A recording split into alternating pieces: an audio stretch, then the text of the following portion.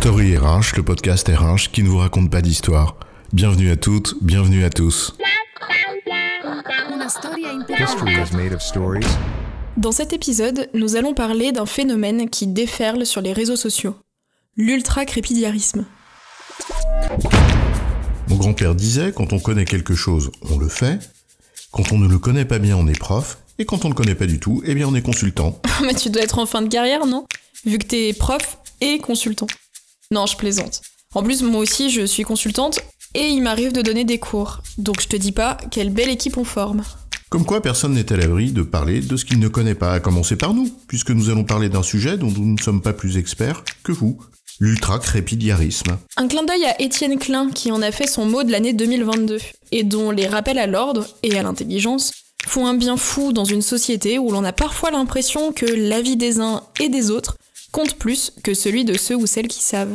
Et alors, pourquoi donc employer un mot savant, l'ultra-crépidiarisme ? Pour donner l'impression qu'on en sait plus que les autres, un peu comme du name-dropping, pour frimer, et se donner une importance qu'on n'a que par personne interposée ? Bon, allez, quand on ne sait pas de quoi on parle, on se tait. C'est quoi l'histoire ? Oh, Patrick, c'est à toi de parler là. C'est ton tour. Allô, Houston, je répète, c'est quoi l'histoire ? Oh, chef, tu te réveilles ? C'est quoi l'histoire, je viens de dire ? Tu sais, c'est le signal, le podcast commence. Vraiment. Tu sais, après l'intro où on a dit des conneries ? Eh ben justement, je me tais. J'ai parlé au début puisqu'il s'agissait de rigoler et de dire des conneries, mais maintenant je la ferme. Précisément parce que je n'ai rien à dire sur le sujet. Non mais d'accord, on a dit qu'il ne fallait pas parler de ce qu'on ne connaissait pas. Mais on peut donner notre avis, non ? Allez, détends-toi, je te demande pas une étude scientifique, je te demande qu'on essaye de réfléchir. Justement, c'est précisément ça qui est difficile, réfléchir. Ah, dire ce qu'on pense, clamer sa vérité, haut et fort et la déclarer universelle. Égrener ses affirmations comme on égrène un chapelet. Le bon goût, c'est mon goût, disait, je crois, Émile Faguet. C'est qui celui-là ? Tu sors une citation pour appuyer ton propos ? Genre pour te donner l'impression que ce que tu dis est vrai, précisément parce que quelqu'un d'autre l'a dit avant toi ? Sérieux, dans ces cas-là, tu fais comme tout le monde, tu convoques Socrate ou Lao Tse. J'adore, alors il faut que je te révèle une anecdote. Quand j'étais jeune consultant, donc déjà con, j'avais fait un pari avec un collègue qui était de sortir une fausse citation complètement débile devant 30 DRH. En l'occurrence, je faisais dire à Confucius, le pauvre qui n'avait rien demandé, évidemment avec un air grave et entendu qu'il faut, je cite, que l'araignée tisse sa toile dans les concombres. Eh bien, personne n'a bronché. Confucius, il a bon dos celui-là aussi. Bref, une double preuve.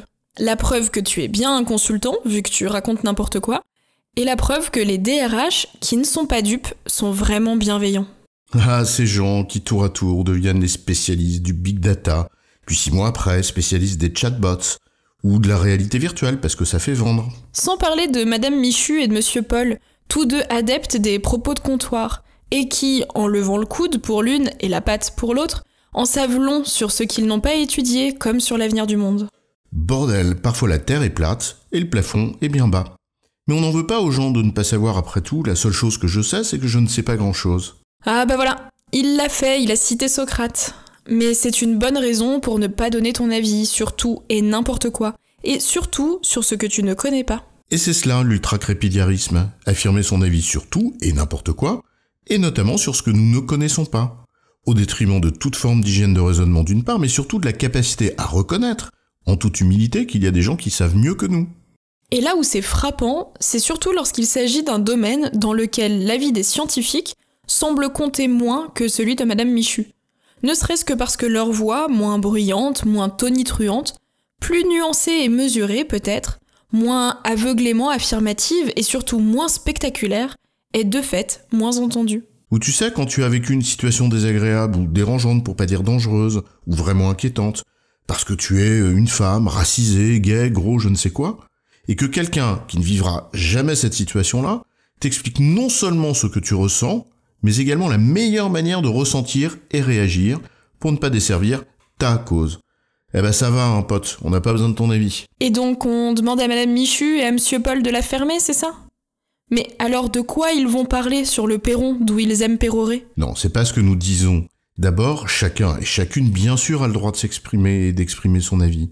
Et puis d'autre part, la sagesse populaire, c'est aussi une réalité. Écoutez ce que les gens disent et pensent, parce que leur avis est parfois loin d'être con, c'est une bonne chose. Celui qui est sur le terrain, par exemple, C'est celui qui le connaît le mieux. Son avis ne peut qu'éclairer le décideur. Écouter la voix du peuple qui, lui, sait souvent mieux que quiconque ce qu'il vit, comme celle de l'ouvrier qui connaît son travail, c'est la première qualité de celui ou celle qui dirige. Ça lui évite d'être hors sol, quand il n'est pas méprisant à leur égard, en plus. Mais en revanche, l'avis d'un joueur de tennis sur les vaccins, même un grand joueur, ça m'intéresse à peu près autant que celui de Madame Michu sur la fusion nucléaire. Écouter l'avis des gens, oui, mais ce ne sont que des avis. Tiens, Platon, dans sa République, combat les sophistes, dont il estime qu'ils utilisent l'art oratoire pour manipuler les foules. Parce qu'il estime, au fond, que la politique doit être d'abord affaire de savoir plus que d'opinion, même si elle compte. Et pour passer de l'opinion à une démonstration plus irréfutable, il y a un petit peu plus à faire que d'affirmer haut et fort ce qu'on pense, même si l'on y croit très fort. Platon, lui, par exemple, suggère 4 niveaux pour s'élever. D'abord de l'opinion pure, l'imagination. On passe ensuite à la croyance fiable, puis à l'intelligence, et enfin à la contemplation, le monde des idées. Bref, faire un effort de réflexion, au moins.